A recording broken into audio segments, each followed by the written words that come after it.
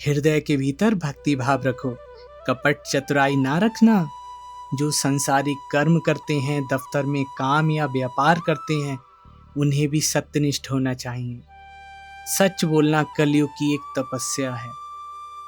सत्यवादी सत्यनिष्ठ हुए बिना सत्य स्वरूप भगवान की प्राप्ति नहीं हो सकती।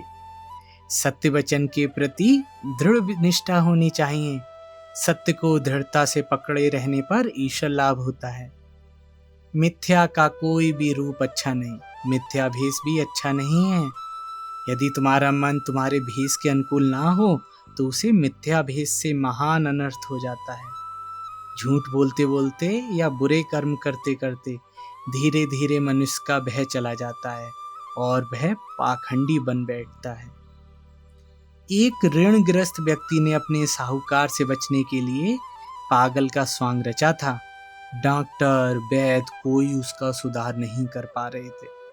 उसका पागलपन दिन प्रतिदिन बढ़ता ही जा रहा था। अंत में एक अनुभवी वैद्य ने बीमारी का सच्चा कारण ताड़ ही लिया और उसे अकेले में चुपचाप डांटते हुए कहा, महाशय, ये आप क्या कर रहे हैं? सावधान हो जाइए, कहीं पागल की नकल करते करते आप सचमुच ही पागल ना बन जाएं। इस थोड़े ही समय के अंदर आपके दिमाग में कुछ कुछ सही गड़बड़ी के लक्षण भी दिखाई देने लगे हैं। यह सुनकर वह व्यक्ति होश में आ गया और उसका पागलपन उसी समय चला गया।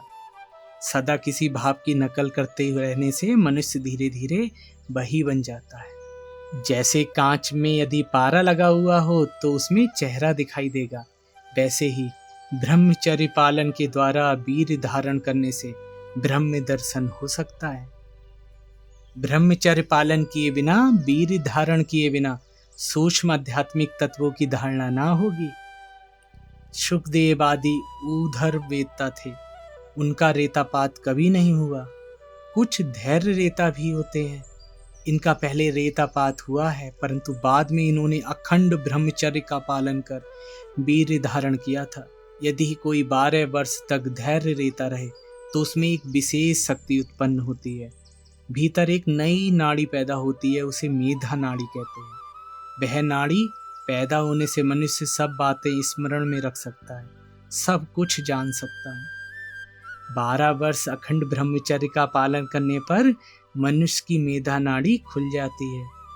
तब उसकी बुद्धि अत्यंत तीक्ष्ण, कुशाग्र तथा अति सूक्ष्म तत्वों की भी धारणा करने में समर्थ हो जाती है। वीर्यपात करने से शक्ति क्षय होता है। स्वप्न दोष से अपने आप कुछ निकल जाता है, उसमें हानि नहीं है।